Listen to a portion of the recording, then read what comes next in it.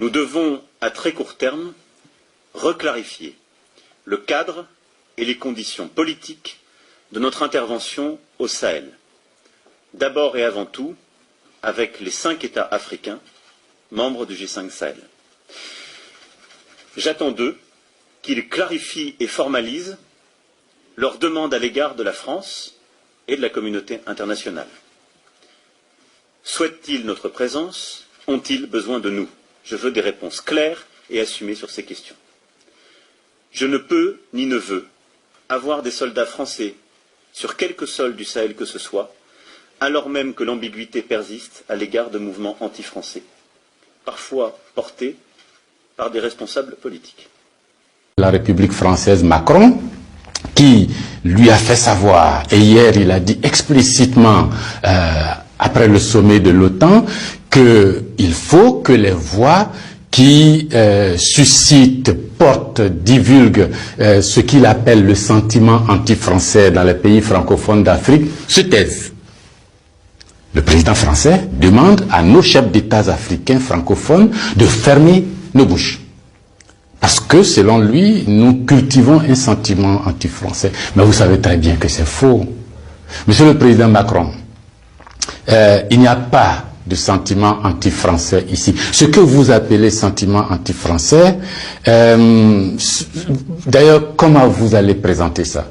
Je suis en train de parler en français, là. J'ai rien contre le français en tant que langue. Je ne parle pas en sénoufou, ou en djoula, ou en serer, ou en wolof, ou je ne sais quoi, soninké, bambara, ou quoi d'autre. Je parle en français. Je n'ai rien contre le français. J'écris, je m'exprime, je travaille en français. Je n'ai rien contre les Français. Nous n'avons ici en Afrique francophone rien contre les Français. Ils sont nombreux, ils ont des entreprises, ils créent des emplois pour nous, ils payent des impôts. Nous sommes nombreux à travailler avec eux, à travailler pour eux. Ils travaillent souvent pour nous. Nous sommes des amis, nous nous marions, nous vivons ensemble ici comme en France sans aucune animosité. Donc, c'est pas un sentiment contre les Français ou contre le Français.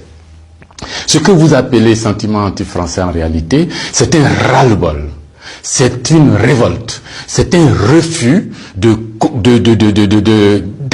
la mainmise de l'État français sur nos autorités et par ricochet sur nos économies, sur nos peuples. C'est ce que nous refusons. Les relations incestueuses entre l'État français et les États africains, c'est ce que nous refusons. Les relations de connivence entre l'État français et les États africains, c'est ce que nous refusons.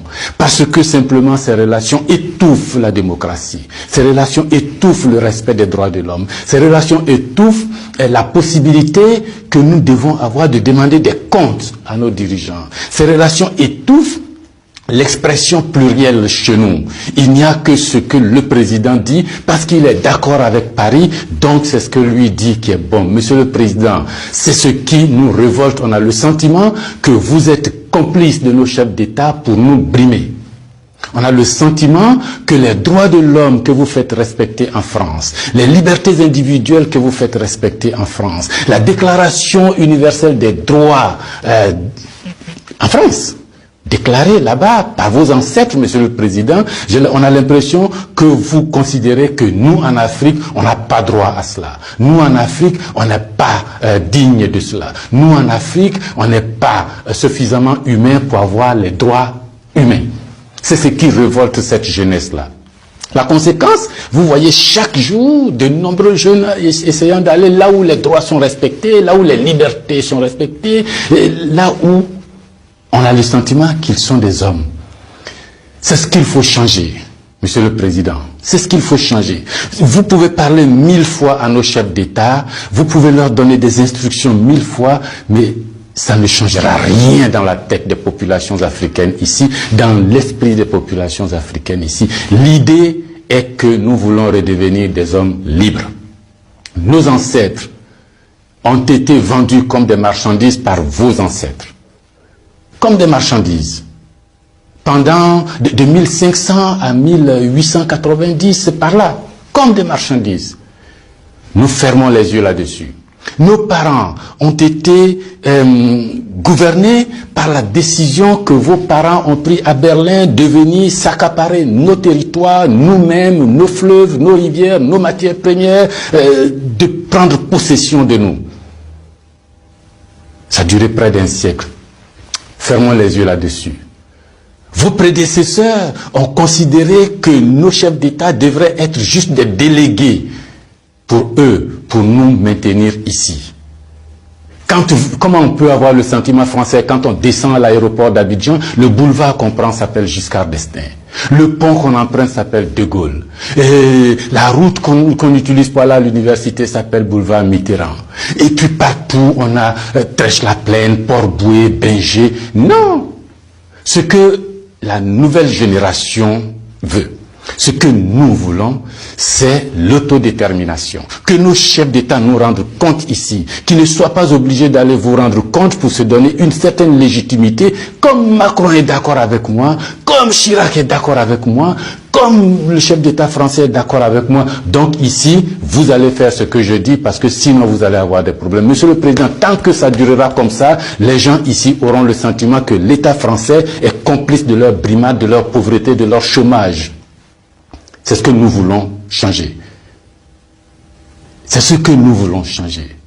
Renvoyer Kako Noboko, renvoyer Kémy Séba, renvoyer Nathalie Yamb, contester les propos de Salif Keïta ou je ne sais qui d'autre, ça ne changera rien.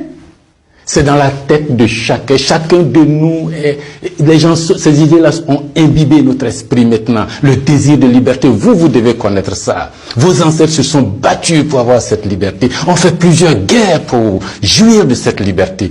Ce que nous voulons, c'est ça. Liberté de commerce, liberté de nous organiser, nous autodéterminer, faire ce qui est bon pour nous, sans nuire à vos intérêts. Mais ça ne vous dit pas de venir nous imposer vos intérêts. Si vous pensez, chers auditeurs, que ce message vaut la peine d'être diffusé et que nous soyons nombreux à nous l'approprier, sans animosité, sans bestialité, mais avec fermeté et conviction, il faut liker, il faut partager. Parce que c'est l'Afrique de demain qui se joue là. Nous ne voulons plus être des marchandises, nous ne voulons plus être sous la tutelle de quelqu'un, nous voulons redevenir des hommes libres. Merci.